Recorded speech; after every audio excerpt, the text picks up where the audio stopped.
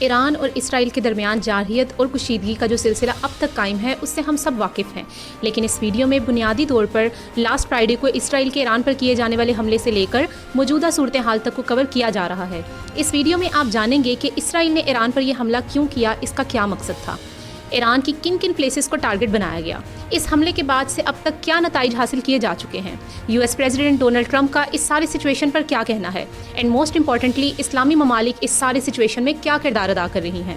13 جون Friday کی صبح کو اسرائیل نے ایران پر 200 فائٹر جیٹس کا استعمال کرتے ہوئے دھاوا بول دیا۔ اسرائیل نے ایران کی میزائل فیسلٹیز، نیوکلیئر انفراسٹرکچر اور ڈرون سٹوریج سائٹس کو نشانہ بنایا، جس کی وجہ سے ایران کے کئی ٹاپ آرمی آفیشلز بھی جان سے ہاتھ دھو بیٹھے۔ اب اس کے بدلے میں ایران نے بھی اسرائیل پر ایک وائڈ ڈرون اٹیک لانچ کر دیا ہے اور ایران نے اسرائیل کے سینٹرل اور ناردرن ایریاز کو ٹارگٹ بنایا ہے۔ ان اسٹرائکس کو شروع ہوئے اب تقریباً 6 دن سے زیادہ کا عرصہ گزر چکا ہے۔ اگرچہ اب ایران بھی اسرائیل پر کاؤنٹر اٹیکس کر رہا ہے، لیکن ساتھ ہی ساتھ اسرائیل کا ایران پر حملوں کا سلسلہ بھی جاری ہے۔ اسرائیلی پرائم منسٹر نیتن یاہو کا کہنا ہے کہ اس تمام عرصے میں انہوں نے ایران کے میزائل اور بیلسٹک میزائل پروگرام کو خاطر خواہ نقصان پہنچایا ہے۔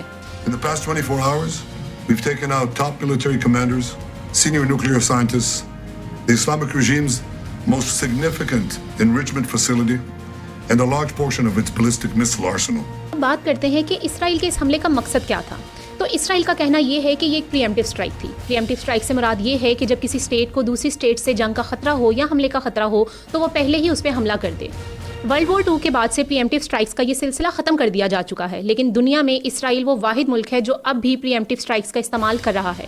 لہٰذا اس بات کا خدشہ بھی ظاہر کیا جاتا ہے کہ کسی دن اسرائیل نیوکلیئر ویپنز کا استعمال بھی اسی جسٹیفیکیشن کے ساتھ کر بیٹھے گا۔ ایران یو ایس کے ساتھ اپنے نیوکلیئر پروگرام کو لے کر معاملات سیٹل کرنے ہی والا تھا کہ اسرائیل نے ایران پر حملہ کر دیا۔ کہا یہ بھی جا رہا ہے کہ اس حملے میں یو ایس نے اسرائیل کو اسسٹ کیا تاکہ ایران کے یورینیم ڈپوزٹ 60% سے ایکسیڈ نہ کریں۔ ایران نے کئی بار اس بات کو ڈینائی کیا ہے کہ وہ نیوکلیئر ویپنز کی پروڈکشن نہیں کر رہا، لیکن لاسٹ تھرسڈے کو بھی نیوکلیئر واچ ڈاگ نے، جو کہ یونائٹڈ نیشنز کا ایک ادارہ ہے، اس نے ایران کو NPT کو بریچ کرتے ہوئے پایا۔ NPT سے مراد ہے treaty of non proliferation of nuclear weapons, یعنی نیوکلیئر انرجی کو صرف پرامن مقاصد کے لیے استعمال کیا جائے گا اور نیوکلیئر ویپنز کی پروڈکشن کو کم کیا جائے گا۔ اسرائیل بار بار یہ بات دہرا رہا ہے کہ ایران اسرائیل کی خطے میں ایگزسٹنس کے لیے ایک خطرہ ہے، جبکہ ایران کی سپریم لیڈرشپ اسرائیل کو ایک کینسرس ٹیومر کے طور پر بلاتی ہوئی نظر آ رہی ہے۔ اسرائیل کا مین ٹارگٹ ایران کا شہر اصفہان تھا، مگر کیوں؟ اصفہان میں موجود کنورژن پلانٹ ملک کے نیوکلیئر انفراسٹرکچر کا ایک بہت بڑا حصہ رہا ہے۔ دو کہ ایران کا یہ دعویٰ ہے کہ اس جگہ کو ہمیشہ پرامن مقاصد کے لیے استعمال کیا جاتا رہا ہے، لیکن ویسٹرن کنٹریز اور اسرائیل اس بات کو ماننے کے لیے تیار نہیں ہیں۔ انہیں اس بات کا خدشہ ہے کہ اس جگہ کو نیوکلیئر ویپنز کی پروڈکشن کے لیے خفیہ طور پر استعمال کیا جاتا رہا ہے۔ اس حملے کے نتیجے میں نمبر 1، تہران اور واشنگٹن کے درمیان ایران کے نیوکلیئر پروگرام کو لے کر جو گفتگو ہونا طے پائی تھی اسے کینسل کر دیا گیا ہے۔ نمبر 2، دنیا بھر کی مارکیٹ میں آئل کی قیمتوں میں سرج دیکھا گیا ہے، کیونکہ اس بات کا خدشہ ظاہر کیا جا رہا ہے کہ خطے میں اس انسٹیبلٹی اور ٹیرر کے باعث انرجی سپلائیز میں ڈسٹرپشن ہو سکتا ہے۔ ایران کے 6 ٹاپ سائنٹسٹ مارے جا چکے ہیں، جو کسی بھی ملک کے لیے ایک بہت بڑا سیٹ بیک ہے۔ نمبر 4، اسرائیل نے ایک ہائیلی کوآرڈینیٹڈ وے میں اس وقت ایران پر حملہ کیا جب ایران کے کئی ٹاپ آرمی آفیشلز ایک کلوز ڈور میٹنگ میں تھے۔ اس پن پوائنٹ ایگزیکیوشن سے اس بات کا اندازہ بھی لگایا جا سکتا ہے کہ اسرائیل اپنی انٹیلیجنس کے تھرو ایران کو بہت باریکی سے مانیٹر کر رہا ہے، اور اس حملے کے دوران ایران کے کئی ٹاپ آرمی آفیشلز بھی اپنی جان سے ہاتھ دھو بیٹھے ہیں۔ نمبر 5، کیونکہ اسرائیلی حملوں کا مرکز تہران ہے، لہٰذا لوگوں نے بڑی تعداد میں اس کیپٹل کو ایویکویٹ کرنا شروع کر دیا ہے۔ اس کے علاوہ صدر ٹرمپ نے بھی اپنی ریسنٹ پوسٹ میں کہا ہے کہ لوگ تہران کو ایویکویٹ کر دیں، جبکہ تہران کے رہنے والوں کا یہ کہنا ہے کہ 10 ملین لوگوں کے صوبے کو ایویکویٹ کرنا کس طرح ممکن ہے۔ اسی کے ساتھ ساتھ ملک بھر میں ٹریفک جام اور روڈ بلاکس بھی دیکھنے میں آیا۔ اسی کے ساتھ دیکھا جا سکتا ہے کہ ایویکویشن مڈل ایسٹ میں ایک نیو نارم بنتا جا رہا ہے، کیونکہ جب اسرائیل نے پیلسٹین پر حملہ کیا تو وہاں پہ غازہ اور لبنان کو بھی ایویکویٹ کرنے کا کہا گیا۔ اسی دوران کینیڈا میں G7 سمٹ بھی منعقد کیا گیا ہے، لہٰذا اس پر بات کرنا بھی ضروری ہے۔ کینیڈا میں منعقد کیے جانے والے اس 3 روزہ سمٹ میں جہاں ایکسپیکٹ کیا جا رہا تھا کہ رشیا کی یوکرین کے اگینسٹ جنگ پر بات کی جائے گی یا امریکہ کے اپنے ٹریڈنگ پارٹنرز پہ لگائے گئے ٹیرف پر بات کی جائے گی، لیکن اسرائیل اور ایران کی اس جنگ نے اس تمام گفتگو کا رخ اپنی طرف بدل کے رکھ لیا۔ ٹرمپ نے اپنی حالیہ پوسٹ میں اس بات کو واضح کر دیا ہے کہ وہ ایران سے چاہتا ہے کہ وہ اپنے نیوکلیئر پروگرام کو یہیں ختم کر دے۔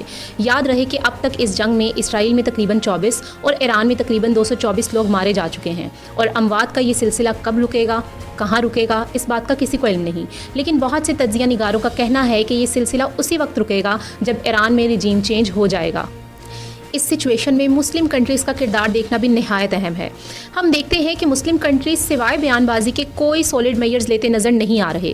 جب اسرائیل نے ایران پر حملہ کیا تو انہوں نے جو جہاز یوز کیے وہ 1 فیول اپ میں راؤنڈ ٹرپ نہیں لے سکتے تھے.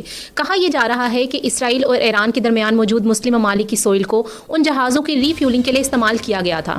آذربائیجان اور عراق جیسے شیعہ میجورٹی رکھنے والے ممالک بھی اس موقع پر کوئی پرو ایکٹیو میئرز لیتے نظر نہیں آ رہے. دو کہ اخلاقی طور پر وہ ایران کو سپورٹ کر رہے ہیں، لیکن بلا شبہ یہ کافی نہیں ہے. جبکہ اس کے برعکس رشیا اور چائنا جیسے ممالک ایران کو ڈائریکٹلی سپورٹ کرتے نظر آ رہے ہیں. دیکھا جائے تو ایران اس وقت اگینسٹ دا وال ہے. ان کی پراکسی فوجیں شام، لبنان اور فلسطین میں آلریڈی برے حالات میں ہیں.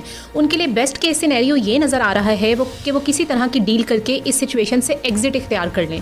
وار بیان بازی تو بہت رومانٹک ہے، لیکن عملی طور پہ ایران کو خطے میں بہت پیچھے دھکیل دے گی. اس سب باتوں کے بعد کچھ سوال ہیں جو دماغ میں جنم لے رہے ہیں. کیا امریکہ ایران اور اسرائیل کے درمیان سیز فائر میں پیش رفت کرے گا، یا پھر امریکہ اسرائیل کو ملٹری ایڈ پرووائڈ کر کے ایران میں انسانی قتل و غارت کو جاری رکھے گا؟ کیا فرانس اور UK کے سربراہان کے G7 میں کیے گئے فیصلوں پر عمل درآمد ہو سکے گا؟ کیا ایران اپنے نیوکلیئر پروگرام کو یہیں روک دے گا؟ آپ کی اس پہ کیا رائے ہے؟